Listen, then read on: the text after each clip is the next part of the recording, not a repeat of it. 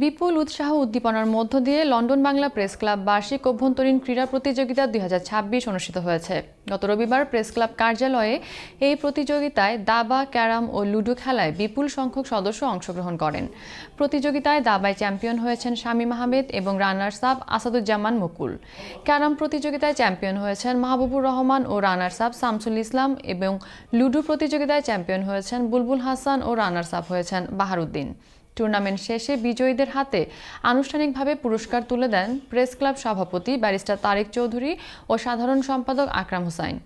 ক্লাবের সিনিয়র সাংবাদিক আবু মুসা হাসানের নেতৃত্বে ব্রিটিশ বাংলা চেস অ্যাসোসিয়েশন সফলভাবে দাবার টুর্নামেন্ট সম্পন্ন করেন।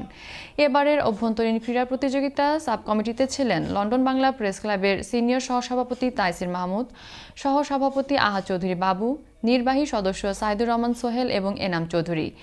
Event and facilities secretary Rupi Amin প্রতিযোগিতার সমন্বয় করে সাব কমিটি ও সংশ্লিষ্ট সকলের প্রতি কৃতজ্ঞতা জানান।